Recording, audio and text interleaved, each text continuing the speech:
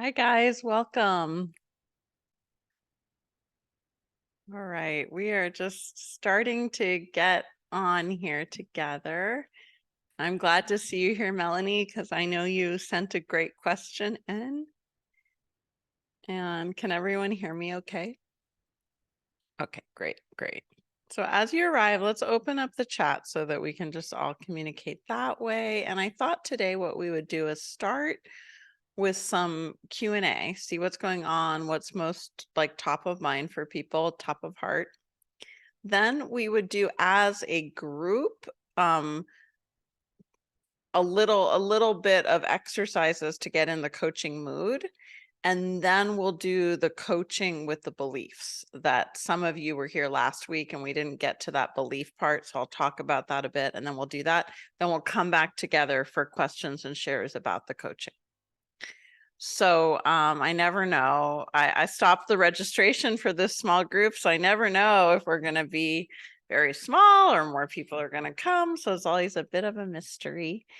But let's just get going with if any of you who are here have a question or a share. Melanie, I don't know if you want to start because you sent in a really good question about work. It was you, right, that sent in about working? Great. Yeah, Okay, perfect. yeah, thank you so much for the opportunity. So as I'm starting to practice, I'm just training with volunteers, and this volunteer actually came to me asking, well, how do I have somebody I love very closely lose weight or be motivated to lose weight for health reasons? And you kind of gave me some feedback, but I think just to kind of go in a little deeper, when they come in with the need for someone else to change, I mean, this could be applied to, I want my husband to change, I want my sister to change. When they come in with that first burning desire, I guess, how do we dive? There's so many directions you can go. Where would you begin? Well, I actually think there's only one direction we can go in the beginning to me, and that is about them and their relationship and their emotions around this other person's need. Mm-hmm. So it's urgent for them because either they're really worried about that person or they feel, if it's like a child perhaps or a partner, they might feel guilt or shame. There might be some trigger that's happening because whatever is going on for the other person is one of their biggest fears. There's so many reasons, but because they're our client, we got to start with them. And then how do we improve the relationship with that person so that they can have a positive influence of some kind? So it's Okay. like in this case, was it a mother who was dealing with a lot of health issues? Yeah, in this particular instance, it was the son concerned about his mother. Uh-huh. So I think we all know, what it's like to want someone to have someone else want us to be different than we are. And I think we can all relate just as human beings to when are we in the right zone to take actions. And sometimes a family member can help us find that right practitioner or health practice. And so the help that the family member can give is I begin with working with a client to be able to ask whoever in their life, how can I support you? How do you want me to support you? And if they get a big no, I don't want you to support me, Mhm. then we need to help our client with accepting that and that there is a separation of paths there, that they're not responsible for their parent or, it's different if it's a child um, who has the struggle, they are responsible. Yeah, and then because it relates to I had somebody right after, and then it was like a sister situation, and so I was like, if somebody is toxic or like you're saying, is denying the Hmm. help or the support, then that's when we move into, like you said, helping our client with acceptance.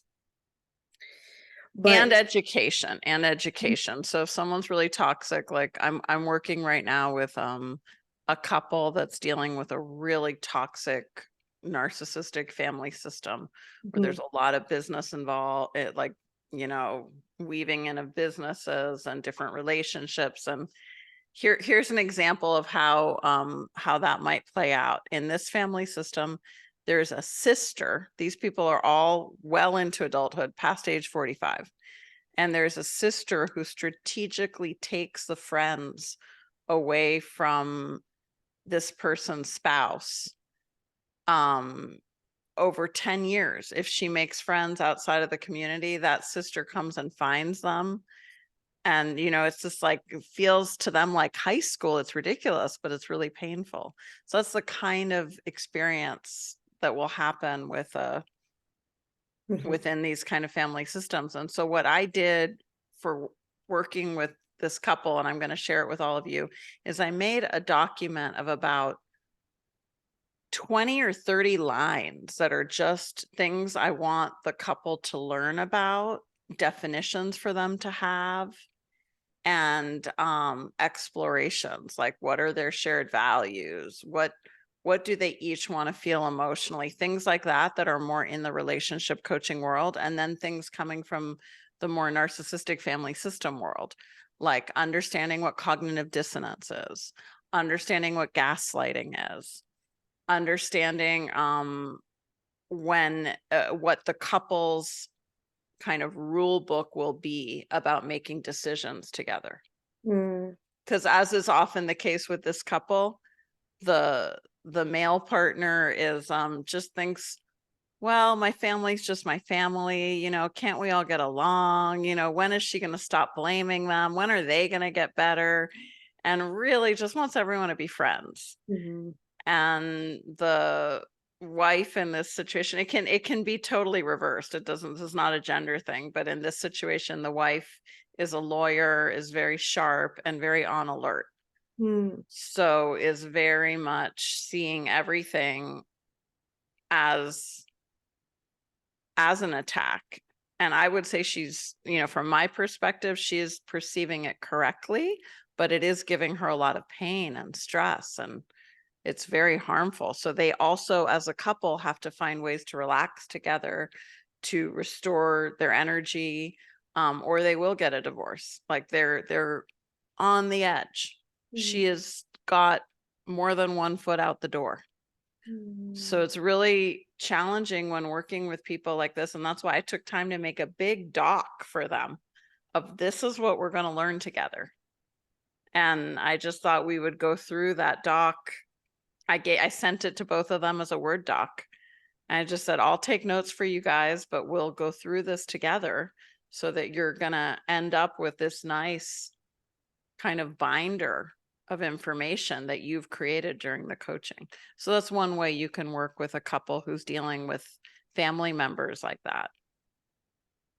Perfect. Thank you so much, Megan. Yeah, absolutely. Yeah, I hope that helps. And it is really hard. Like, I think we have to remember to be compassionate, to listen, to let people process about their relatives, and at the same time hold the truth that that relative is not the coaching client.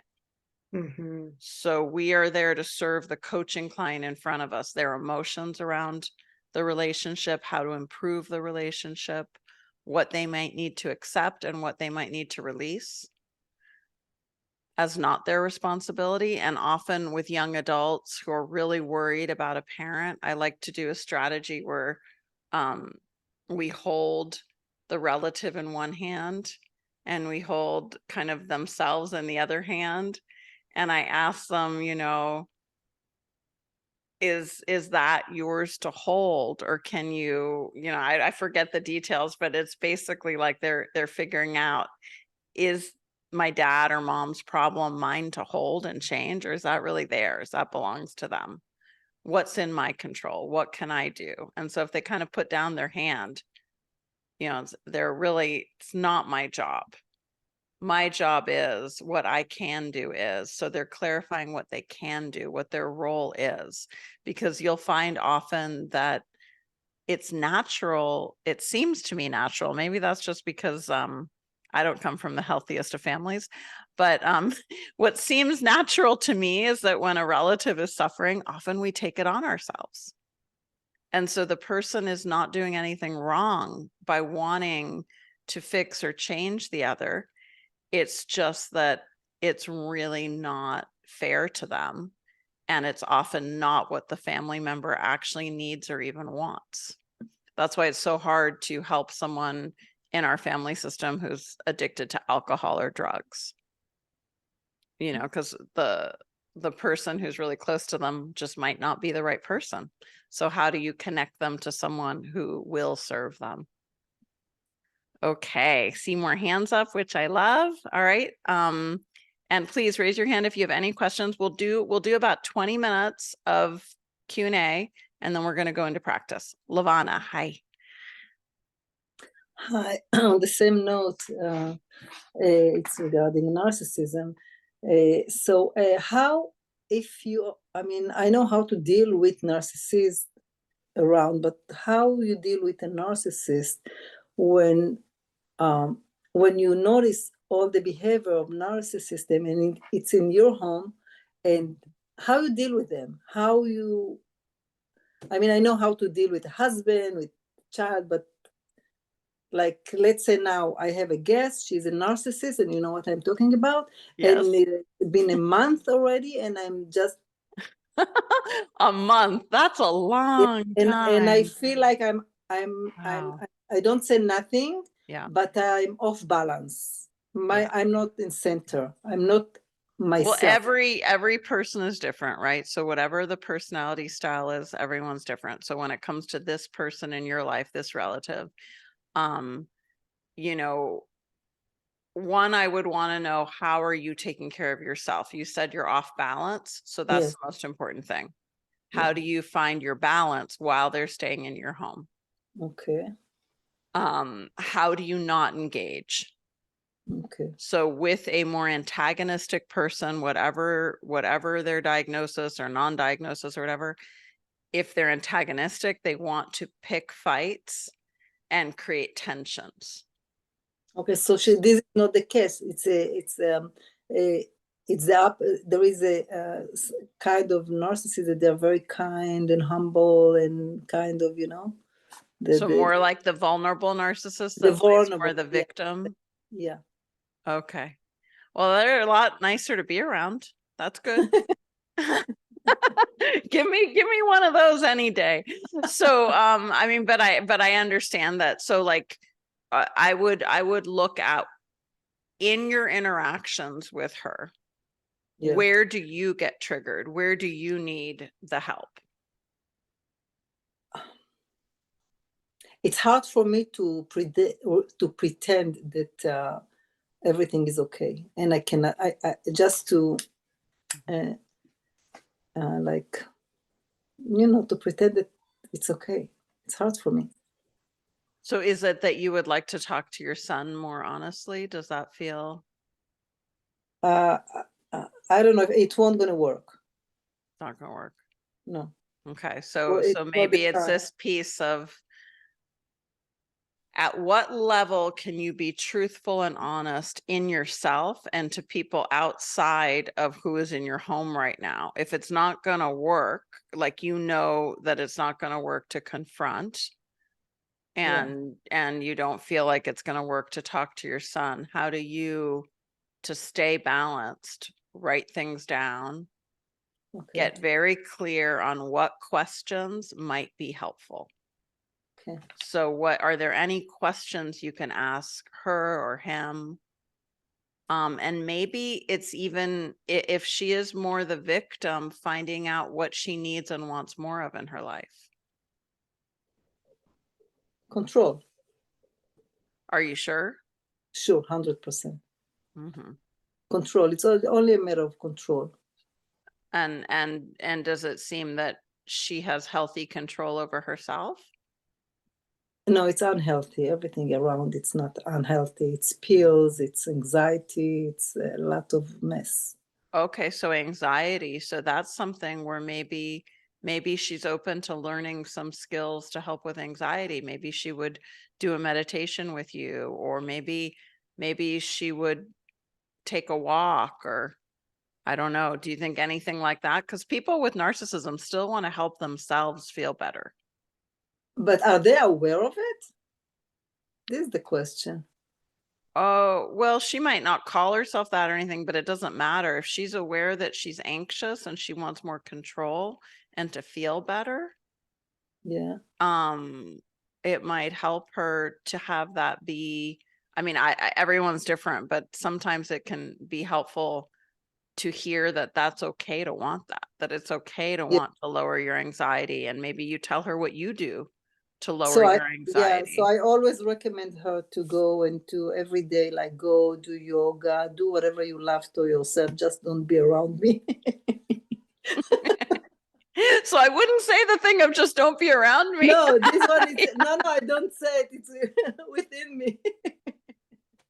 Well, and it's very challenging to be with even family members we love like this, Yes. but they're a whole family staying at your house Yes.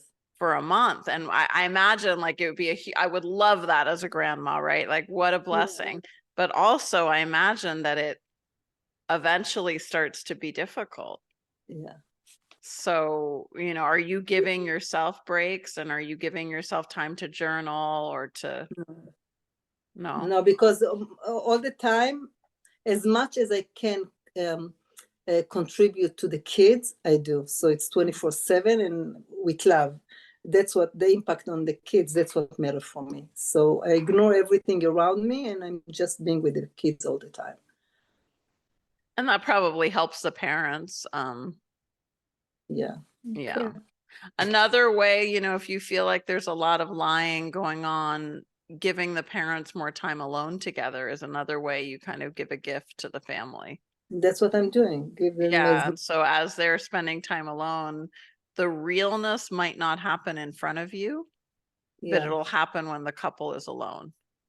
So it's important to remember that because of the family dynamics. I think it's healthy in a way that your son doesn't overshare with you it's or good. complain to you. So that's healthy. Yeah. Okay. But as you give them more time together, that couple is going to, and you can also give them some resources of, well, you are, by being their babysitter, you're really giving to them. What about awareness? My issues. How can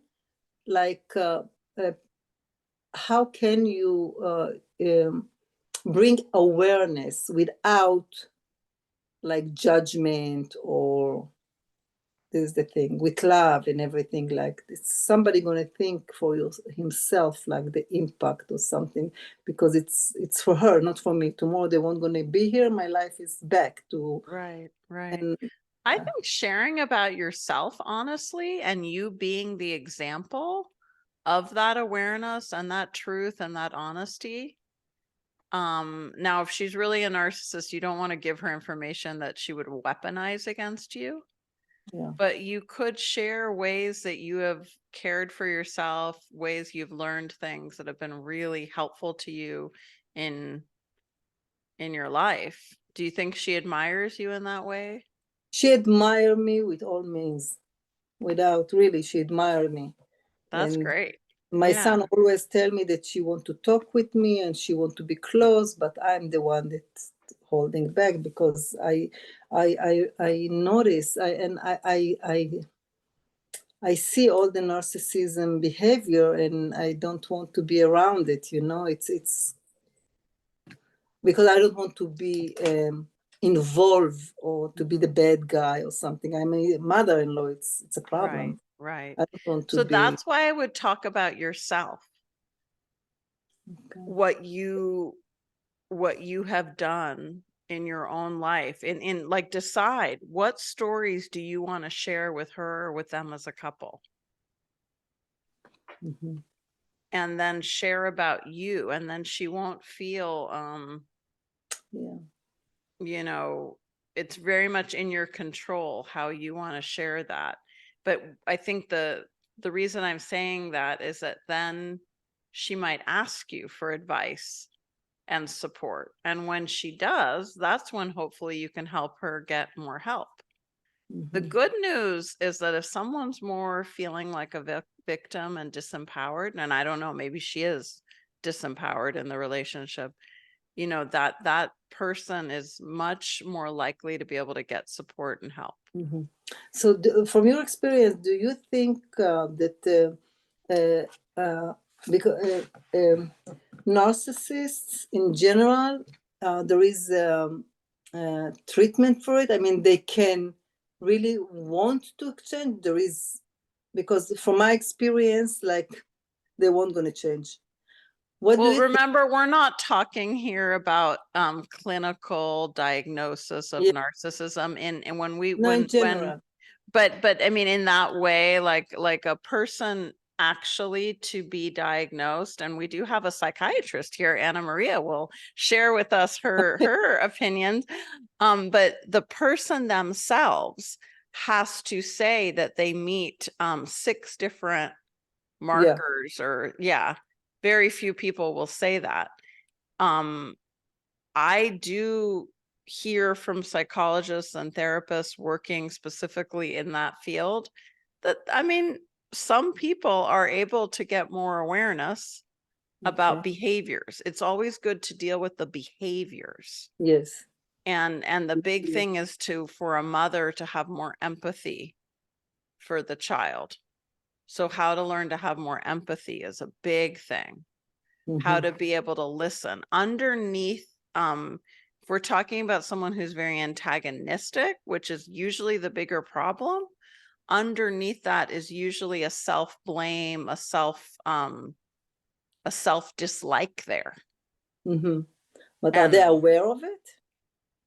No, they may not be aware of it, but they're not going to get aware when you say to them, you know, you really don't like yourself. That won't do it either. But if they start to hear about how you've learned to love yourself, that might be like a little light bulb going off, like, oh, wow, that's something that I can learn in my 30s or 40s to love myself. Okay. Might be interesting. Okay, I'm going to go right to Anna Maria and see if, some wisdom from you, Anna Maria. Thank you, Magali. Thank you. Ivana, one of the things that I always struggle with being a psychiatrist is labels, right? Because sometimes labels makes us not being able to be compassionate, right? So sometimes it's just a matter of, and I wish we could practice psychiatry without the DSM-5, but, you know, for a billion issues and things we cannot, and also because we need the diagnosis to be able to make categories so we can, you know, prove certain treatments work or they won't work. But bottom line, I wish we didn't have to use any label. So maybe just you trying to not to think about narcissists. That would be one thing, you know, like maybe she's a person. And the other thing that came to mind is that once I attended a conference and this guy was talking about those patients that we had that are so difficult to treat. Just because I, for example, remember treating a guy that came and he was himself a child abuser. So it's so hard to sit, you know, with all your judgments and, you know, it's so hard. So, but basically this guy said, the only thing that you can do in those cases is find little compassion, and realize that we all humans, you know, depending on our circumstances, will do horrible things, you know, so that if you can touch on that, you know, the compassion, and just try to see if you can find something that you can connect with her from your heart. Okay, from your heart, not because your son wants you to improve the relationship with her, but just something that, I don't know, you both like birds, so you like something a little bit that you can share from your heart. So that's all. That's beautiful, Anna Maria. Thank you. That is beautiful. Thank you, Maria. And I know, Lavana, I know it's a challenge because you're balancing a lot. And also when they're home, you might find ways to connect that space makes it even easier. Yes. The thing is that it's not about her specifically. Now I'm in research and all this about narcissistic. As I told you, I'm So everything is, and I lived with a narcissist, and I was all the time, it's in, as I say, it's a general question, because I was very compassionate with a narcissist before, and with her also specifically, but let's leave her, it's not her. And I noticed that my compassion was my, it's become like, because I always was knew that it came from abuse or something like this. We all have stories around from the past. So I had always compassion toward it. And when you live with a narcissist, this is a place that it's become weakness. You know what I mean? Because sometimes with narcissists, I found with my husband, when I found that, okay, you cannot change him. You cannot, like, you have to have boundaries. You have to know it. You have to understand that not only compassion. So it's more and more that, they drain you down more and more. When it's narcissistic, it's I don't know. It's hard. This is the. No, I understand. And that's where people have the compassion fatigue, like and often an empath, a person who really feels other people's feelings, will partner with someone who takes that gift they have of feeling for them and uses it in their own emotional way. And that's really that's what's so toxic and yucky. And that's why you have to find the boundaries and the different things. When you're working as a coach, we do have to be careful. That's why I like words like antagonistic, empathy, compassion. Like, what are the behaviors here that we're dealing with that we can help someone with?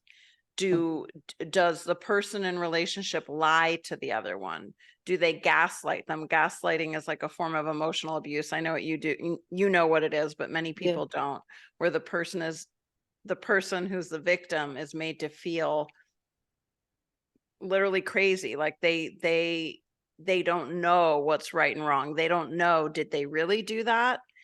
And also well, anyways, all those behaviors, I think, is the important thing, Lavana. By the way, guys, on an aside, I watched a TV show this weekend called Wilderness on Amazon Prime, and it was such a good depiction of a narcissistic person who was not like a raging, angry kind of person. But the way, and that person in the film isn't even the total bad guy or anything, but the way it's a TV show, it's 6 episodes. I recommend it to see the dynamics. It's the defensive form of turning any argument in the other direction to blame the other person. These kind of behaviors that are, I think it does give us compassion when we realize they learned this because they needed that skill to survive their family system. Oftentimes, as a child, for whatever reason, they needed to learn that defensive way of being. So I do agree with the compassion part, and I do agree with the boundaries and the self-protection, and you got to find that sweet spot, Lavana, with All right, thank you for sharing. Thank you bringing it here. Absolutely. And Calliope, hi. You're inside today. Yes. Oh, I notice these things. Yes, I am inside, so I can. There's a lot of sun outside. Yes. Thank you for taking my question. Hi, everyone, and happy Monday. So I wanted to ask. I saw that in the email today that our session is going to be about limiting beliefs. And I wanted to ask about. I actually didn't use the word limiting, but yes, about beliefs. Yes. Yes. Okay. I'm programmed on that. Yes. My head, yes, the data. So, and I wanted to ask about that. Sure. About the beliefs and about a client of mine that she has beliefs about relationships and that there are no good relationships in the world. and that she's not going to be able to have a wonderful relationship because her mother, her father, and the whole world, this is what she sees.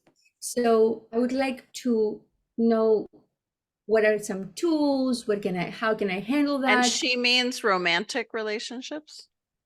Yes.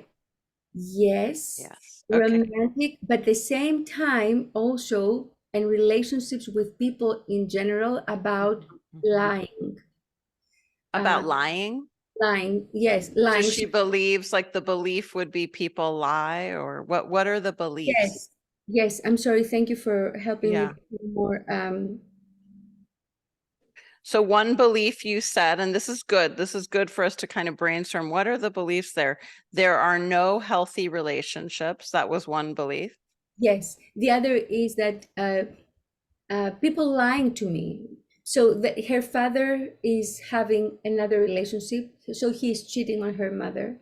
And now she found a friend because she doesn't have friends. And that friend also told her lies. And that also has to do with cheating. So that girlfriend of hers also she's cheating any man she is with. So life brings her always with something that she wants to avoid. So people are liars would be the belief. Yeah, why people telling me lies? Why? Well, that's a question. So I mean, I know we're getting a little close in here, but it's interesting because when we're working with a person, we can say to them, like if you were the client, Kelly, if we pretend to be your client, I'd be like, I really want, I mean, I'm feeling a little artificial, you guys, as I do this, but I'm going to do my best to play act this. I might say, you know, I really want to understand the beliefs that you're living with. And some of them might be important to have and they're helping you, but we can figure out how these beliefs are supporting you, and we can figure out if they're limiting you in some way. I'm nodding to that word, limiting beliefs. And let's see, from what you're telling me, it sounds like maybe there's a belief around lying. How would you put that into words as a belief? All people lie, we must lie as people. People I become friends with lie to me, you know, and so you ask her questions until she has kind of formulated it. I'm going to answer on that because I brought it in as a coach and I'm trying to understand what my client says. She doesn't trust people who are cheating others. So she does not trust people who are cheating others. So, and they keep on lying to her. So she's like, they're lying to me. And maybe this is not a belief. Well, sounds like a belief, or it's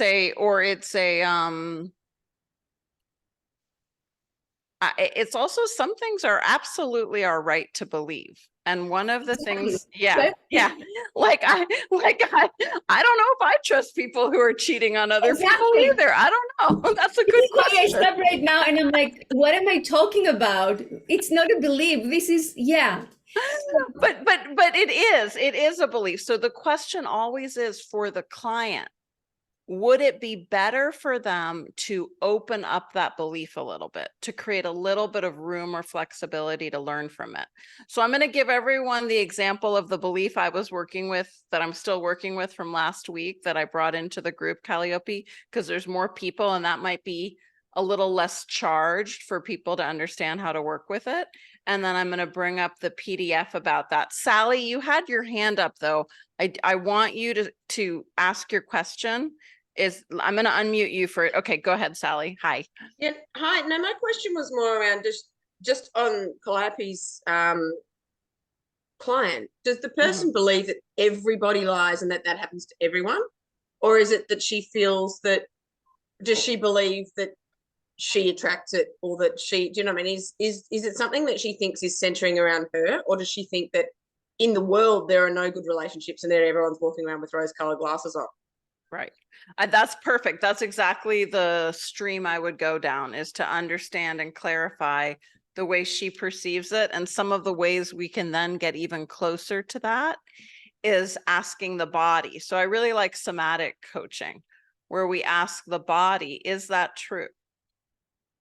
Or is that something I have been relying on for some reason? Does that protect me?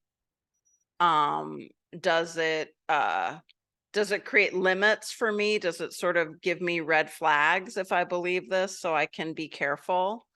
You know, does it limit me? Is it stopping me from more friendships because I have this belief? So we can get, like Sally's asking, like we can get very closer to what it is. And then we can find out what the client's relationship is to it. And we can ask the body for information. I would like to make myself clear, and thank you, Sally, for asking me. And thank you, Magali. I am wrong of what I'm saying about my client. This is what I want to say, I want to talk about, because the line is connected with the people who are cheating. So for her, people who are cheating are liars. Not, she didn't say in general. This is one. Another belief, it's with another client, since we were making a list, and if you allow me, Magali, to add that, I have this girl that she's 35 years old, maybe a little younger, 32, and she keeps on being in a job that she doesn't want to be. She keeps on speaking so bad about her life and her job. And when I tell her, so since you don't love that, why you're still there? And she keeps on having this belief for 3 years. Where am I going to find another job? All the jobs, I have to have a job in order to have food to eat, and I have to be grateful that I have that. So at least I have that. So I don't know exactly here where to put it in the part of the belief. Okay, so one of the ways I would work with that, when there's a belief, again, we can look at that. Where am I going to find another job? Instead of logically going, because we could approach that logically. Well, you're going to go to these job boards. You're going to talk to people. You're going to reach out here. We could go about it that way, right? Which there's nothing wrong with that if it works. When something has been around for 3 years, my guess is it's become a safe problem. Yes. So this is a new kind of term here that we don't often talk about. It's many people have that with I point to myself with like body things. Something is like a safe problem. It's like easy to live with. So I wouldn't confront the person with that at all, but just know in yourself, if something has been around that long, it's become comfortable and safe for them. So I might ask, so what do you think would be an even, let's just brainstorm, what would be an even more empowering message you could give yourself? Because so we can talk about beliefs as messages we give ourselves to. So when you give yourself the message, where would I ever find another job? What do you think you're receiving? And she might say something like, well, I'm telling myself not to look, or I'm telling myself that would be wasted time. This is all I'm good for, whatever she says. And you say, great. So now we're getting into a dialogue with that message system. Let's just imagine if you had more resources of some kind, a new message you could give yourself. Could be, when I get more training, there will be more opportunities. Or the next job is something is close to me, but I just don't see it yet. Whatever it is, she might start coming up with different messages, and you could suggest some in the form of just checking it out. Let's see if this would connect to you. And then she's opening up her flexibility. And then you might ask her, so do one of these beliefs sound like a better message to give yourself? And what would it be like to live this week with that message? Let's just see if your emotions shift. Let's see if it's easier to take some actions if you live with a new message. So I kind of like that. I've never said it before that way, but like I like taking belief and transforming it into a message. How do you like that, Calliope? It sounds amazing. And the back of my head tells me these are also beautiful things, but it's so important to change their energy, because if we don't change their energy, whatever we tell them, and I see her, she's in depression. And I feel like you're absolutely right. It's the safe place. It's the safe place.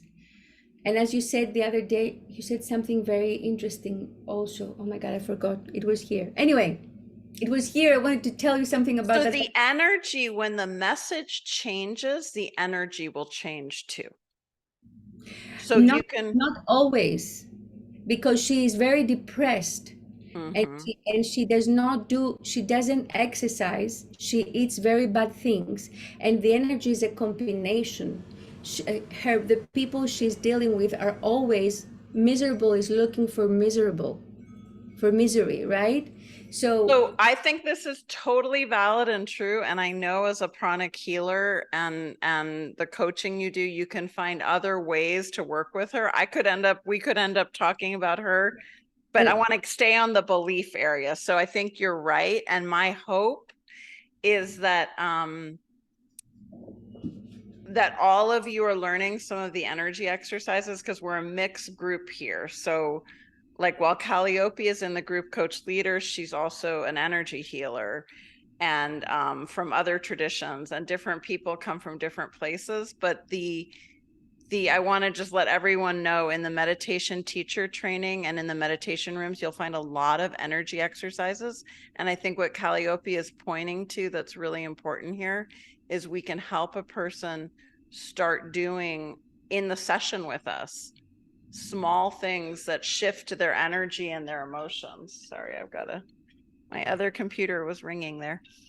Oh no, I closed my computer and it keeps ringing. Do you guys hear that? I apologize. Okay, so sorry, I am so distracted by that ringing, but nothing I can do. Okay, Lavana, question, and I want to get to our practice too. Yes. I would like to hear a little bit, if you have time. If not, we can do it for another time. It's about the safe, you said safe problem, yeah?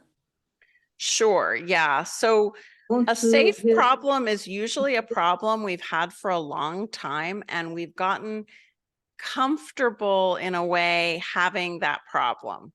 So it's like it's something we say a lot. Can people add in the chat some safe problems they have? A safe problem might be I don't like where I live. Okay. I want to lose 10 pounds. Why I've really got to bring more work-life balance. And it's safe because it's been hanging around and the person is used to it and they're comfortable with it. It's not something that, yep, I need to be organized. That's a good one. It's not something that they're really feeling the need or the priority to take steps in. And if you get really detailed with them about the safe problem and things they can do, they'll often kind of go, oh, well, maybe someday. You know, it's kind of, if they're pretty attached to it, it's pretty hard to make movement. So we do have to find the areas that our client is motivated to make some effort in. So that's why it's important we trust the client. Because if they don't, if they don't have that desire to make some shifts, they're not going to. Yeah. We can want it for them 100 times and it won't make a difference. So it's not urgent for them? It's not urgent for them. Yeah. Safe problems are not urgent. They're comfortable. They feel like home. This will happen with couples bickering. It's very comfortable for them to bicker, things like that. Okay, I am going to share with you guys I hope I'm going to share with you guys yes, I think I will. I'm going to go ahead and share my screen, and actually we're going to do a little practice as a way into this. Because I wanted just to last week, not everyone was here, and we worked with heart listening, and we worked with asking questions that follow the natural, the natural content that the client is sharing. So we're not going to do a full 5-minute practice with each other now, but I'm going to take you through a little bit of a group experience where you're going to listen to yourself. Let's see how we're going to do this. So let's just begin with a hand on our heart if you're comfortable doing that. And just begin to tune in to your own body. That might mean you take a deep breath and you feel your breath. It might mean you ground your energy, feeling your feet and your seat, maybe imagining roots or a cord of light that connects you with earth. And just ask yourself, how are you doing? You've been listening to this class a long time, a lot going on. How are things feeling inside emotionally, energetically? And just notice what you need to come back home into your own system. And there might be some words you find that help you, like soothing or calming, or you might think of something that is supportive for you, like a cozy chair or a waterfall or a bird or whatever it is. And so from here, we're feeling more connected to ourselves, I hope, right? Now, opening your eyes, just looking at the screen or something in your room, I want you to have your eyes open as you just imagine sitting with a client, and just imagine your client is sharing a lot of their problems. Some of them are safe problems, and you realize that, and you're compassionately listening. And maybe they're sharing about a person in their life they want to change. So just take a moment to stay connected to your own heart, to your own body, as you just imagine this client who is there sharing with you. And you imagine that you're tempted to go into them and feel what they feel. You're tempted to just kind of step into their shoes and be them and want their changes, and you even want to change their energy. You want to just lower it or broaden it or motivate it, but you're just going to come back into yourself and listen kindly as you feel your own energy, your own emotions, your own body. So in doing this, and I know I'm talking a lot, so I'm going to be quiet for a minute as you just pretend that on your own. Pretend that person in front of you, and pretend that you tell yourself, all right, I'm just going to come back home. I'm going to keep listening. I'm safe. I'm present. And I'm in my own body. I'm in my own energy. And an interesting thing happens when we do this. Our client usually actually relaxes more because we are so safe within ourselves and we're so present within ourselves. So they have permission to be themselves, to share, and we are kindly listening to them, and we're staying within our own body and energy. So this is often what is missing for people who are highly empathic, sensitive, intuitive. And it's something to practice. So when you're coaching someone or talking to a friend, just practice going back into your own skin. Okay. So now can I have a volunteer for just 2 minutes to practice a quick little conversation with me where we're going to practice staying with what the client is sharing. And then we will use that skill in our coaching practice today. Okay, Lavana. You're volunteering? Yeah, why not? Okay, great. So Lavana, tell me what you did last weekend. Last, I don't remember much. Yesterday. Tell me what you did yesterday. Yesterday, I walked with my grandchildren around the neighborhood. Oh, that's great. What was the walk like? It was nice. They ran away from one yard to another, and they picked up the flowers and all these. They were playing. It was nice, very nice. What kind of thing were they playing? There is one. I don't remember the name of it. It's a flower that they like blow A dandelion. Exactly, yeah. And they make wishes. So that's what they did. Yeah. And what kind of wishes did they make? One of them want Nintendo. So he picked 100, if not more, Nintendo. And the second one, Lego. That's great. Okay, so that was an example of, I could go on and ask about Legos and Nintendo and how that, was for Lavana as a grandma. But you see how I stayed with what Lavana said. My next question included the information she just gave me. This is just an important kind of macro skill, I don't know. It's an important skill as coaches that we stay with what the client is saying. If the opposite of that, I would have been like, oh, Lavana, I don't know,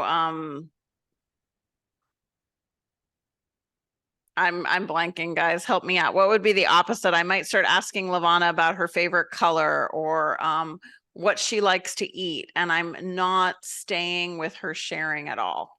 So sometimes we think as coaches, we've been conditioned to think that we have to ask really good questions. And there's this sort of like I think of it as this kind of macho thing, like I'm going to ask questions that rock my client's world. And actually, it might rock their world. They might have to think a long time what to answer, but it's not with the client. We're not staying in harmony with them in the groove of what they're sharing. And that actually usually makes clients feel like misunderstood. So this allows for a more connected experience. So it's not really reflecting and open-ended. So it's sort of the opposite of that, Charisse. So a reflecting would be like, Lavana says, we took a neighborhood walk. And I say back, oh, you took a neighborhood walk. And then she says, well, yeah, they're 5 and 6. And I say, oh, your grandchildren are 5 and 6. And I'm just speaking back what she has just said. So that's a different skill. Sometimes it helps a person feel heard. This is actually asking the next question about the experience, leading to more details. And I don't know if you guys noticed, Lavana was just like lighting up as she remembered being with her grandchildren. She was having her own very clear experience of that memory. And it's great question, Charisse. Never like that's perfect. And I know often we do talk about, I know Mark often talks about open-ended questions, that it's good to just say like, tell me more about that. Or I'd love to know what you liked about it. And those open-ended questions are also both those skills, reflective listening and open-ended questions. They're two really good tools. This is another one to add to your coaching skills. So I just want you to be aware, you don't have to practice this today, but just be aware when you're having a coaching conversation that it's an option to just go a little closer and a little closer to what the person has said to you. Sometimes it seems to just sort of stop. Like I asked about the wishes and the Legos and the Nintendo. I could have asked, oh, do they play Nintendo now somewhere? Or do they play with Legos? And we could have gone down that path. But I didn't really feel that was going to benefit in that moment. So sometimes we do have to make a segue away from the learning and just let it be like, oh, that's beautiful that you took that walk with your grandchildren. And then we move on. Right. Yes. So I have a question. Yes. So do we need to be intentionally, like you say, if you ask about what kind of, if they play Lego, so we take another path, do we need to be intentionally asking question or just ask to broaden the information? So I was choosing a really neutral thing to demo. This would be more maybe helpful to imagine if I asked you how you felt about something. And then we kept going closer to your emotion about it and following it into your body and the sensation or the effects of that feeling on you. That's another way to look at it. So does that help you sort of clarify how that might happen in a session? Yeah. On the other hand, let's say you're working with someone who gives you very brief answers.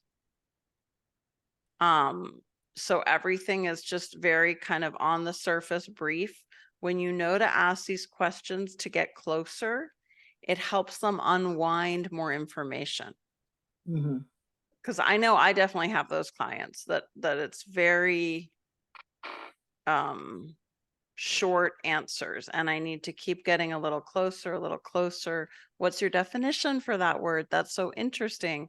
You know, like, how does that play out? And we're just getting closer and closer to what they're sharing about, because it's like that client just needs that support of those questions to be able to communicate and share. Not everyone's like that. Some people, they will share so much that then you need to know actually how to interrupt them. And you will have to interrupt clients, and it will feel awkward. And you can just say, oh, hold that thought. That was great. I love what you're sharing. And I want to start asking you some questions about this. And you can recognize sometimes in the coaching, I will interrupt you, and it would be so rude to do that in regular life. But I do really want to be able to do this process with you today, or I want to know more about a part of your life. So I'm going to sometimes interrupt. So they know that that's not done in a rude way in the coaching. Thank you. And yeah, absolutely. What Charisse wrote about the deepening can be done to help them elevate and to really feel the experience and to find the resources. Absolutely. Okay, so let's now go to the beliefs, because I really want you guys to have time to practice. So I'm going to share my screen again, and you will have these slides. So right now, before you practice together, I would love it if everyone looked internally and found some kind of belief they'd like to update for themselves. This could be something around your coaching career. This could be something around relationships. It could be about a belief you have about your worthiness or a belief around money. So we're looking for a belief that needs updating. It might limit you, it might not limit you. So last week I shared with everyone, and I'll share again, my very dear, wonderful meditation spiritual teacher, Adyashanti, retired. He retired from teaching.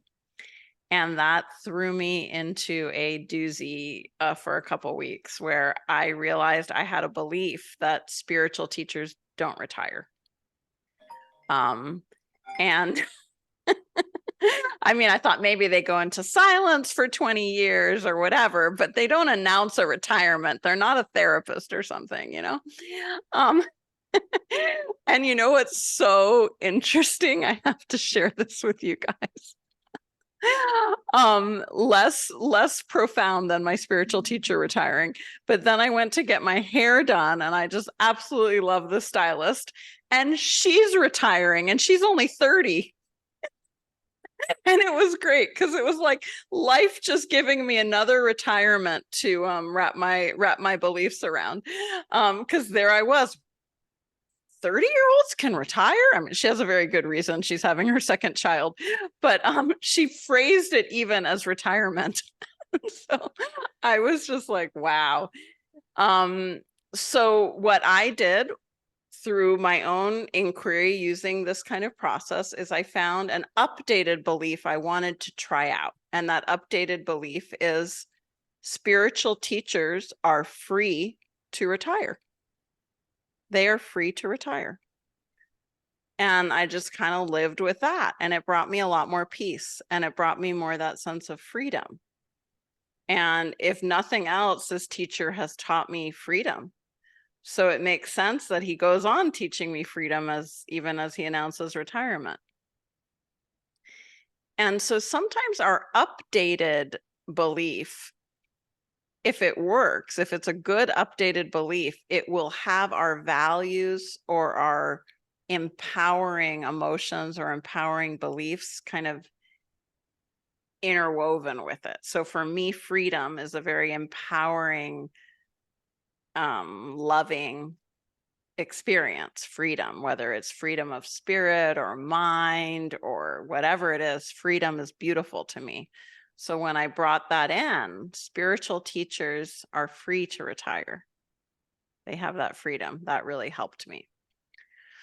So here would be the steps that we would kind of go, very easy steps for when you're talking to your client today. What belief would you like to work with today? Do you know how that belief served you? So in my case, I think thinking spiritual teachers could not retire served me because it made me feel that a spiritual teacher was kind of extra committed to people and to spirituality. It gave me this sense of trust and kind of something I could lean on. So we want to ask follow-up questions, and I want you to be very natural and curious and keep going closer to what the client is sharing. So let's say a person shares with you, I have a belief that I'll never make more than 100,000 a year. So we want to ask more about that belief. When do you think it started? Do you think it's tied to anything? Do you think it keeps you safe in any way? And then we're going to look for what would be, so then we're going to let the client know that they can update their belief with us. And it might be that their updated belief gives them a different feeling, different actions, a different kind of inner knowing. So let's put the new belief into a sentence. And this is a short practice, guys. We're going to, do our best today to see how this sort of, so I want everyone to be a really, try to be as much as possible ready to be flexible with an updated belief. Even if you don't totally believe it yet, that's okay. You're going to live with it and kind of be with it for the week. And then we're going to see what it's like to take that sentence into our body and feel it. And the updated belief, little hint, should help the person feel better in their body. The updated belief should be a little more opening, a little more caring. It should relieve some pressure or some tension. And so they'll want to spread it through their body. So like when I say spiritual teachers should be free to retire, free lets me kind of unwind a little, free. So let's see if we can help them bring a word in that helps them let go a little of their tension around the old belief that's not helping them, that they want to work with. And then we're going to ask, if there's time, are there any ways that this new updated belief might help parts of you or parts of your relationship or roles you're in? And so, like in myself, my updated belief that spiritual teachers are free to retire, even though I'm not a spiritual teacher, it allows me more freedom as a teacher. If I have that belief, then I can apply it to myself also, and that gives the part of me that's a teacher a little more spaciousness, a little more flow and flexibility. Okay, So you guys have an email with this PDF. So if you open your email, I can also share it here. And if you have to leave and can't practice, totally understand. If you can stay to practice, we would love you to stay in practice. Okay, let me see. Does anyone, can you say in the chat if you did not get the PDF and you need it? Or if you want me to share that again and you just take a picture of it?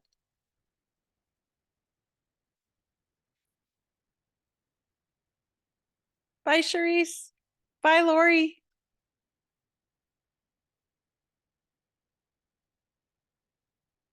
Okay, some people want it shared again. So I'm just gonna go ahead. Actually, easier than me finding that link is to share the slide and you guys can take a quick picture of it.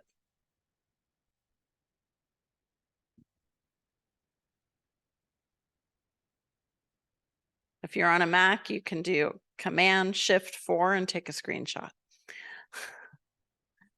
I don't know how to do that on a PC. So. Okay, so I'm gonna go ahead and make the rooms now. And I apologize if you end up with the same partner. I'm trying to remember, but I did not write it down, but you know.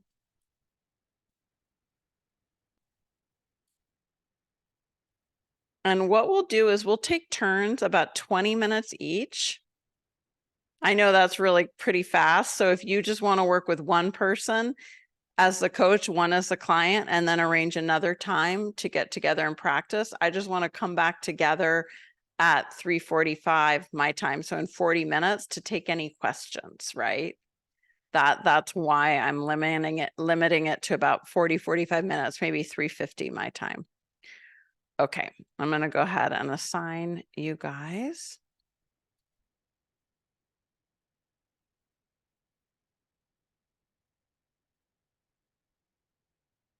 And so when you, let's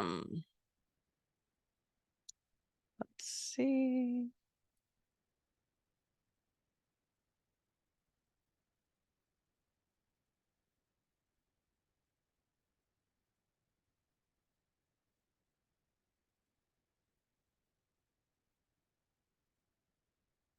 Almost there, guys.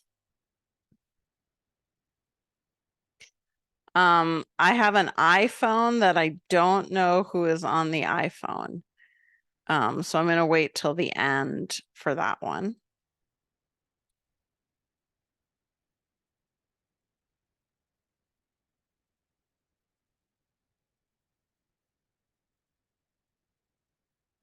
Well, we have 3 left, so those 3 will be together. Let me just check it out okay. There we go. So if you are in a room of 3, I think you can figure out how to, one person will be the coach and one will be the client, and you won't all get to be the coach. So you'll have to each just have one role. Okay. And I'm going to be bouncing around the rooms listening. I'll have my camera off to not distract you, but I will be showing up to listen. And also feel free to raise your hand if you want me to go to your room. Okay. Have fun. Have fun.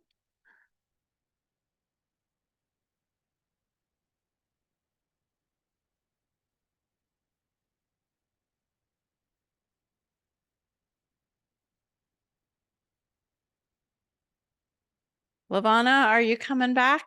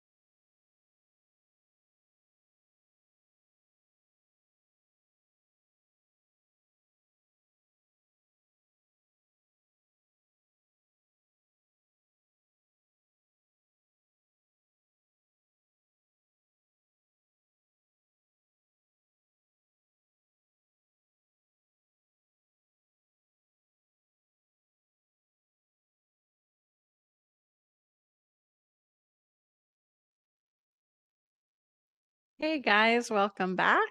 I think we'll all be coming back together in a minute here.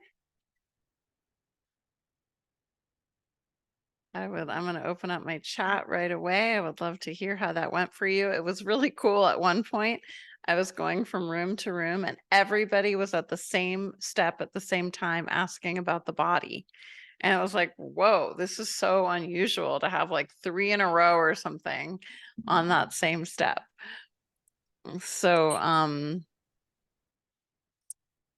let me know. Anyone want to go first sharing? I would just, this can just be sort of like a debrief. Like, this is what happened. This was my belief. This is where I came to with my new belief. This is where I was frustrated or whatever it is.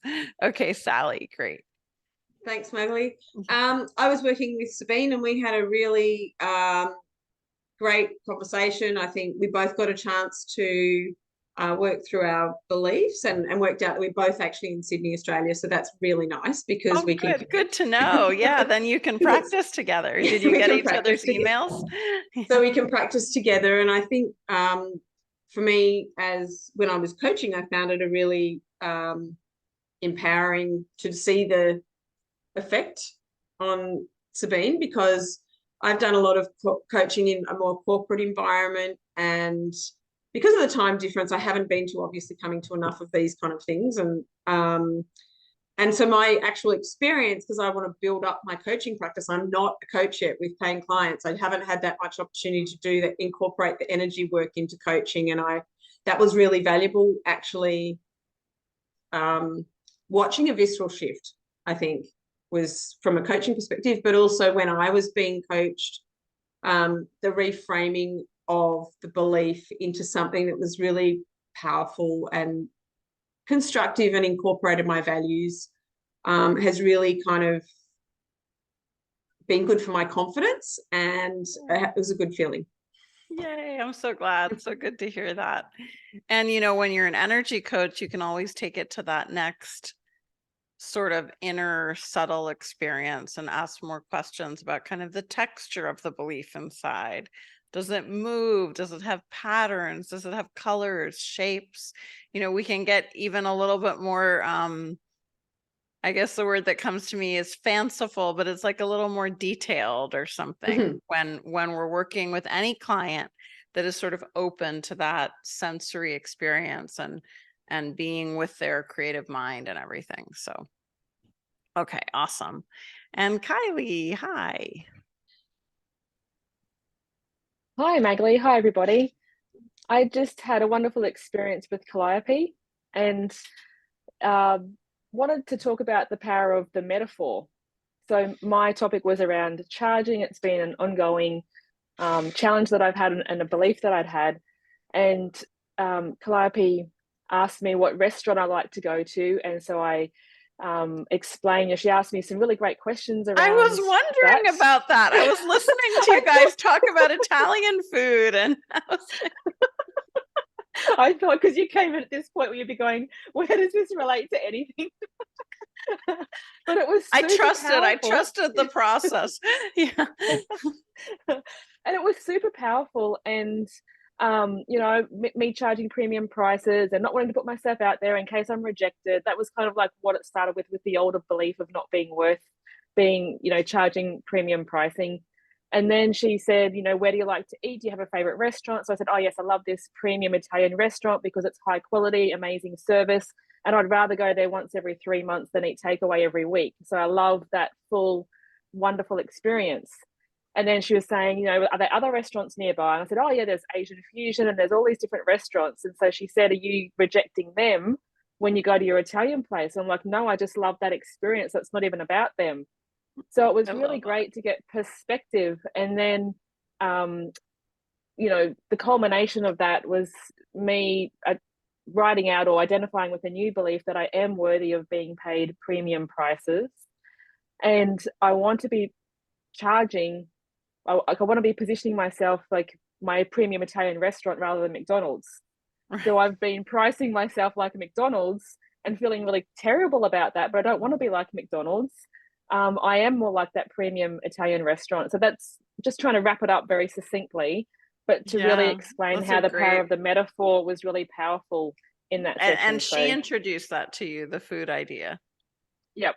I did That's not so know where that was cool. That's going, and great. it was Yeah. wonderful. So I wanted to share that because you hadn't mentioned metaphor in this process. Yeah, but it no, was that's great. really And I transformational. imagine, I wonder, I don't know if you're there to answer this, but I wonder what would have happened if the client had said, actually, I love to eat out every night and I just want variety and I want things inexpensive. It would have been I wonder what would have happened. I wonder if she had an intuition that you were more that type of restaurant goer. I don't know. There we go. It was very interesting and powerful. Yeah, so cool. Thank you for sharing. I'm so glad. Lavana, hi. Hi. It was very interesting, this exercise. I just like it because while my limiting, it was, I want to write a book, and my limiting belief is that I don't believe that I'm going to do it. And it's very urgent, like I really want to do it from, it's very urgent for me. And one of the things that happened somatically was interesting because I felt it, the new updated belief was I need the team around me. And I felt it in my shoulder and my body collapsed. Wow. It sound negative, but it was actually, and then when I said, but it wasn't negative, the body collapsing. Explain that. I needed to surrender. To surrender. Okay. Yeah. Because all my life I did everything by myself, and I had to be strong, and and now I need somebody thinks that I don't know how to do it, and I need team around me. So it feels like I'm not strong. And suddenly when I said, no, I need a team. I become more, my body was straight up and I felt stronger. And so it was beautiful, like listening to somatically to the body. It was beautiful experience. That's amazing. I'm so glad it had that powerful, that's amazing. And I love how you explained the surrendering. Yeah. I think that is so true. And it's so good for us all to hear about how they can be a surrendering to support. Yeah. Yeah. Wonderful. Thank you for sharing. Anyone else, guys?